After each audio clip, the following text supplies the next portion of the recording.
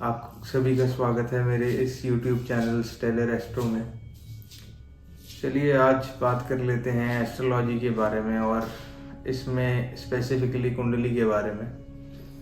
जो कुंडली है या हॉरोस्कोप है, आप सभी ने देखा होगा कि ये कुछ हिस्सों में डिवाइड होता है। इन हिस्सों को हम घर कहते हैं या भाव कहते हैं। तो ये जो कुंडली के हिस्से होते हैं या कुंडली के घर होते हैं, ये 1 से लेके 12 घर तक होते हैं।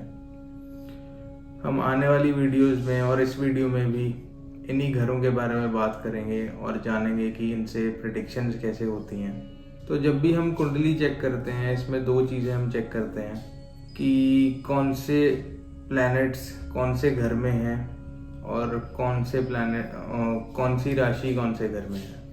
तो जब प्लैनेट्स की हम बात करते हैं, प्लैनेट्स के हाउस कॉम्बिनेशंस बनते हैं।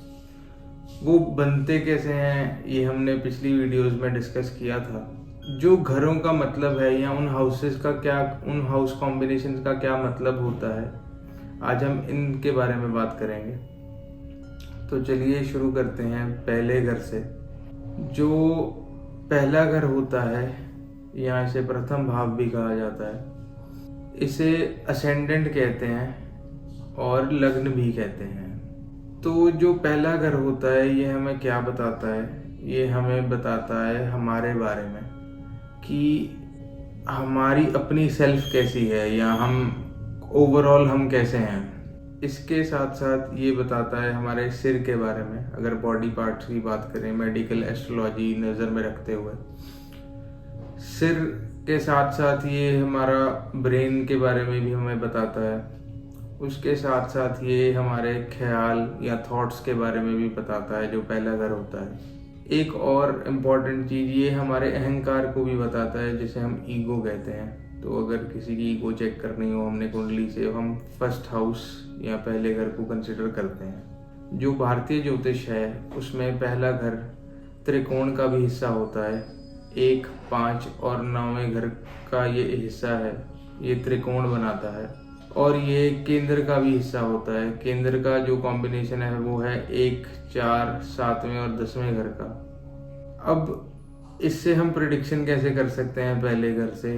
तो पहले घर से प्रेडिक्शन करने के लिए हमें इसके कॉम्बिनेशन चेक करने पड़ते हैं कि पहले घर का कॉम्बिनेशन किन किन घरों के साथ, किन किन और घरों के साथ है। जैसे अगर किसी प्लैनेट में पहले घर का कॉम्बिनेशन 6ठे और 10वें घर से हो जाए तो वो प्लैनेट मैरिज में इशू देगा।